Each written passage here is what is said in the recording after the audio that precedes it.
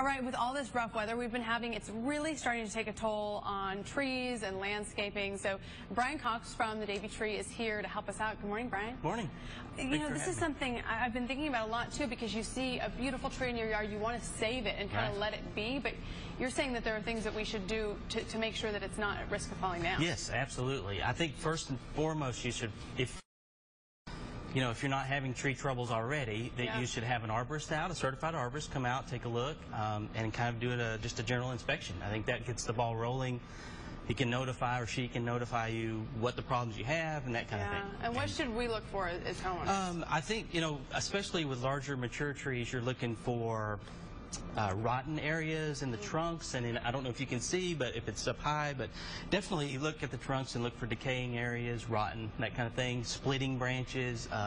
There's a few things as an arborist you'll see, narrow branched structures are weak, and that's more for the arborist to notice. And what would you do more so with something like this? If something like this so in the yard, you're not sure, you want to save it.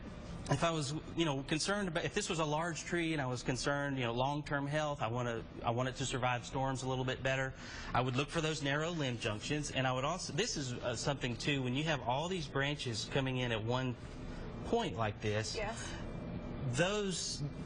that junction is very weak, and so you'll get a lot of these will split out long term during storms and high winds. So what I would do, I would pick one of these to be my central leader, which is going to be this middle one. And so then I take out this one, take that one out, and maybe I don't remove this one entirely, but I cut it down to a bud. So you're just taking some of the weight off the top? Weight off, and then we want to establish this good central leader, and let's get this one out of here. And so now you've got your central leader. And I know it looks a little weird right now, but long term, that's really going to improve the structural integrity of the tree and the health. And then what about for the one you have behind you? Is that a tree? This is a crepe myrtle, okay. Muskogee crepe myrtle. At mature height, it's about 20 to 25 feet tall. Kind of the same thing. We've got a co-dominant structure here with two large leaders. And again, we're thinking large tree, long-term health. We want to get one, we designate one of these as our central leader. So I'm going to designate this one, and we cut that out of there real quick, and then we make a nice branch collar cut. So in doing so, you're kind of saving the tree. I know some people think, oh, it's taken so long for it to grow so large, but you really want to save it. So if we're trying to do the job at home, I know there are some tools that you say we might need around the house that you these are a few that homeowners have really good access to, hardware stores, saw shops, etc. But we've just kind of got a general hand saw here.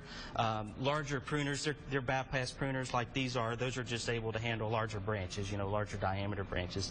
And then you've got a pole that you can attach a pole pruner to, and you can also put a saw like this on top too, just to get a little bit higher. Real quickly, if we have one of those beautiful old trees that we just love in the yard, but we think might be a little weak, is that where you call out the arborist? Yes, and we can kind of, I would look at it and say, okay, some weight needs to be reduced here.